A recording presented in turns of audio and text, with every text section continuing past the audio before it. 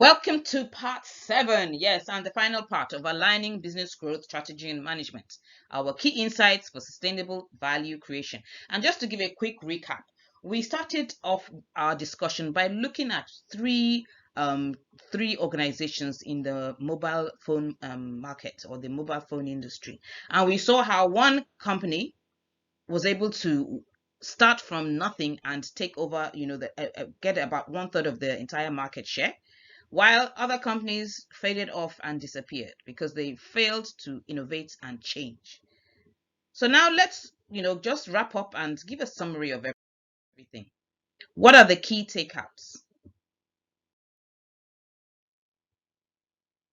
Number one, innovate, innovate, and innovate. You can never over innovate. You have to keep changing. And this is true for you as an organization. It's true for you as an individual. You have to innovate. You have to spend time doing research. You have to understand your consumers. You also have to understand where the consumers are going and what will be the needs of the future. So it's not just enough to understand what their needs are now, but what will the consumer need in the next 5 years, in the next 10 years. Be proactive and create products that will meet those needs. You need to change and adapt. You can't sit down and twiddle your thumbs and expect magic to happen. Nokia did that, and it didn't go well with them. So you have to change and you have to adapt.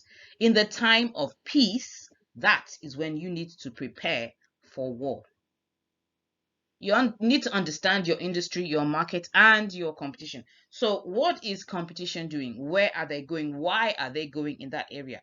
Yes, I don't believe that you should be a copycat. However, you can't just run a business and be totally unaware of what competition is doing. There are always learnings from what competition is doing. So you need to be vigilant, and you need to be aware of what is going on within your industry and within your market. And rather than be responsive, you can also be proactive. Seek to add value. People want value. They want a problem solved. So seek to solve those problems for your consumer. Deal with the challenges. Now, Samsung is a very good example of that. They had huge challenges running into millions and millions of dollars, but they dealt with them. They didn't fold up. I'm sure they probably might have declared loss at one point in time, but they didn't say because of that we're not going to continue. They still went ahead and they were able to weather the storm and overcome it. Pay attention to internal and soft issues. So we saw in two cases, I think BlackBerry and Nokia. No, sorry, Samsung and Nokia, where internal inefficiencies have affected the productivity of the organization. It also affected their ability to achieve their long-term goals and objectives. So don't just, ignore those soft issues or sweep them under the carpet. You have to pay attention, and you have to solve those problems, because if the workers are not happy, they are not going to put in their best, and it will affect your organization negatively.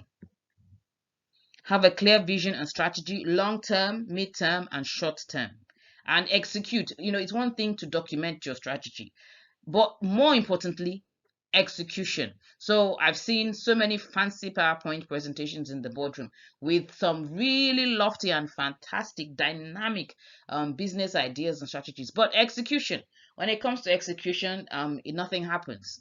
So document your strategy. Yes, have a practical, implementable strategy, but more importantly, not don't just design something great on paper. Ensure that you have a strong execution plan and that you actually execute. Get your marketing right. We cannot underemphasize marketing. Marketing in today's economy is crucial to any business. So, but you need to get it right. You don't want to spend millions and millions of dollars or pounds on marketing that is not effective. So you need to understand, do your analytics well, and understand what works and what does not work. Understand disruption and use it to your advantage. So we've seen how the three types of disruption work. You can use it to your advantage. You can actually disrupt yourself. And if that is what is going to be the winning formula, go ahead. Be determined and be resilient. So we're going to close with a recap of the story of the hare and the tortoise. While the hare slept, the tortoise won the race. So as a business organization, are you the hare or are you a tortoise? Remember that sometimes slow and steady is better than fast and furious. Don't underestimate your competition. And finally, being number one is not a permanent position. Others can take it from you. Remember, the future belongs to those who create it. So, start now. Thank you for listening to me. I do hope that we've learned one or two things from this session. And feel free to send me a mail or post comments in the comment section if you have questions or concerns. Thank you so much for watching. Remember to subscribe to my channel and feel free to share this video.